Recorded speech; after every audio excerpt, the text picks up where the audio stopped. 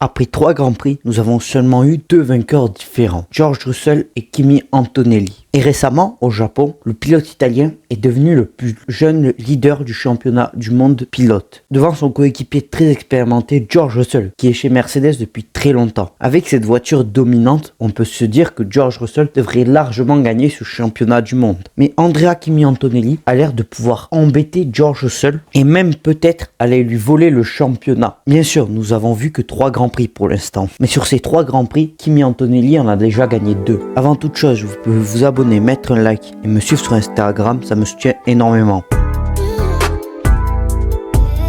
Le premier Grand Prix de la saison a été très solide pour George Russell. Il a été leader dans toutes les séances, en FP1, FP2, FP3 et la qualification. Dans tous les domaines du circuit, il dominait largement ses concurrents. En qualification, il va chercher une très belle pole, en mettant un très gros écart face à son coéquipier Kimi Antonelli. Et en course, même si le début a été compliqué à cause des Ferrari qui ont eu un très bon départ et un très bon rythme, il a su aller chercher une victoire facilement en battant largement son coéquipier. Ce qui est logique, Mercedes a la meilleure voiture. Il a donc le meilleur matériel pour aller s'imposer. Mais les 2 Grands Prix suivants ont été beaucoup plus avantageux pour Antonelli. En Chine, la course sprint a été gagnée par George Russell et Antonelli a fini plutôt loin. Mais il s'est vite ressaisi en prenant la pole et en devenant le plus jeune poleman de la Formule 1. Et le lendemain, il allait chercher une victoire en montrant un très bon rythme face à Russell et Ferrari. Et au week-end suivant, au Japon, il va encore une fois signer une très belle pole position. Et en course, il va gagner, même s'il a eu beaucoup plus de chance que son coéquipier, car la safety car est tombée au très bon moment pour lui. Cela ne fait que 3 Grands Prix, mais on sent déjà que Mercedes sont les grands favoris pour gagner le championnat. Et pour George Russell, c'est sa meilleure chance cette année, car ça devrait être l'année la plus simple pour lui, car il a une voiture très dominante avec une Mercedes rapide dans les lignes droites et qui se comporte très bien dans les courbes grâce à un bon châssis, mais il a aussi à côté de lui un jeune coéquipier qu'il devrait largement battre. Car on l'a vu, George Russell, il a beaucoup d'expérience, des années chez Williams et même chez Mercedes où il a roulé aux côtés de Lewis Hamilton, une équipe qu'il connaît depuis très longtemps maintenant, car il est arrivé en 2022. Mais pour l'instant, George Russell s'énerve. Il n'arrive plus à performer depuis son superbe résultat en Australie. En Chine, en qualification, il se plaint énormément du fait qu'il a eu de nombreux problèmes, comme la voiture qui s'est arrêtée au milieu du virage. On peut comprendre que cela l'inquiète, car même s'il a la meilleure voiture, il a besoin de fiabilité pour pouvoir aller chercher les meilleurs résultats. Mais au Japon, ça a été encore plus impressionnant. Dans toutes les séances, il se plaignait d'une voiture qui tournait pas, qui glissait trop, un manque de puissance. Alors que son jeune coéquipier, lui, ne dit rien à la radio. Il est concentré sur ce qu'il doit faire et produit de très beaux tours. C'est sûr qu'au Japon, il a eu beaucoup de malchance à cause de safety car qui arrive au dernier moment. Mais on sent que son pilotage est un pilotage un petit peu énervé, qu'il est en colère, qu'il a envie de retourner la situation qui ne lui est pas avantageuse pour l'instant. Le problème, c'est que ce